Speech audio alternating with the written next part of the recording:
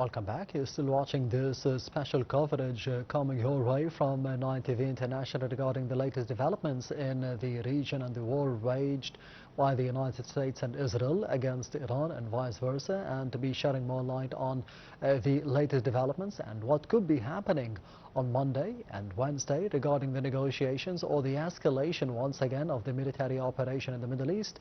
I'm honored to be having with me over the phone Dr. Nehal Fahmy, the Professor of Political Science. Dr. Nehal, thank you very much for being with us tonight on Nile TV International.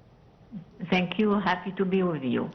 Anytime. First of all, we have seen today a phone call being conducted between the Foreign Minister of Pakistan and the Foreign Minister of Egypt, Dr. Badr Abdulati, to be speaking about the prospects of the negotiations between the United States and Iran that could be taking place in Islamabad. How do you see the importance of the role of Egypt in mediating alongside Pakistan in those negotiations to be taking place peacefully and smoothly?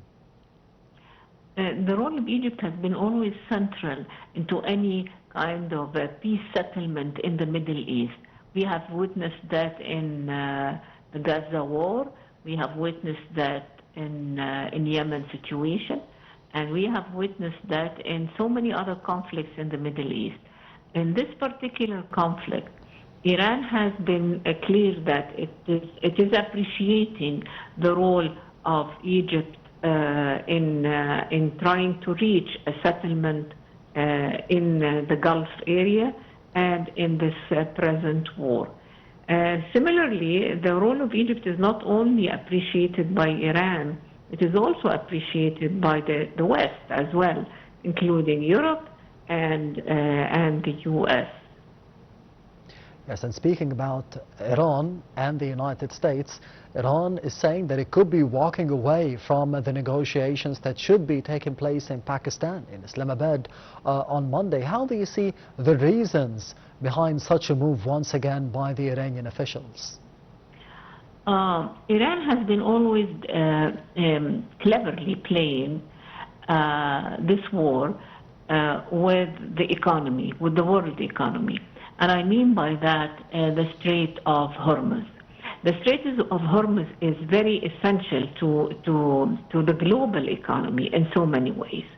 Iran is threatening this, that it will withdraw from any negotiations unless the Strait of Hormuz has been, if the blockade that the U.S. is imposing on Iran in the Gulf waters is not lifted. So it is actually playing with the issue of the Strait of Hormuz and the blockade that has been imposed by the U.S. on its shipping and on its shipments of all kinds of trade in the waters.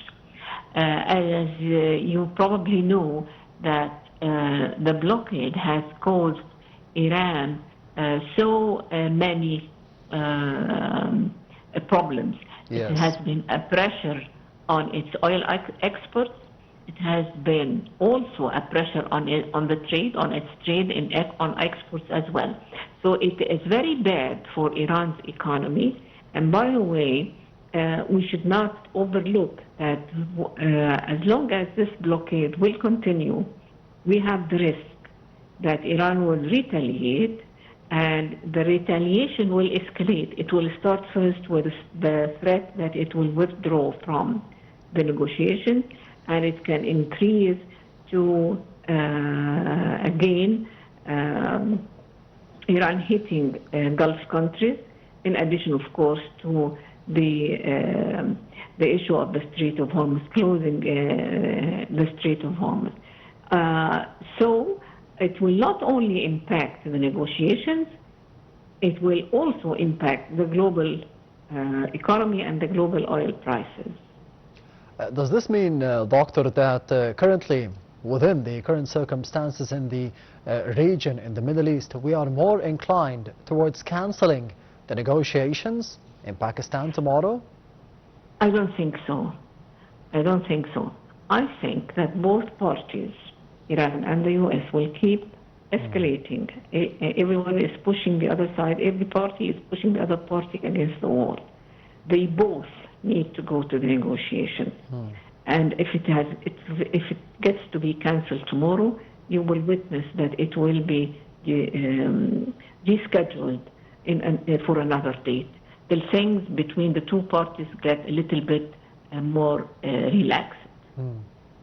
But according to the Iranian officials, that there are excessive demands, unrealistic expectations from the American side, contradictory stances, the shift in stances, contradictions in terms of statements by the American president and the American officials. How do you see this stance and those statements describing the current situation and the role of negotiations and discussions from the American side within the negotiations between Iran and the American officials?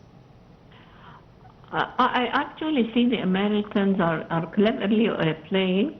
They don't want to give up all the threads, all the lines to Iran at once.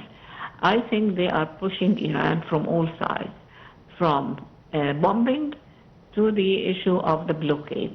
So I think they will keep pushing to see how far Iran can get. Never mind about the statements that you hear in the media, because you really have to focus more on what's going on the ground.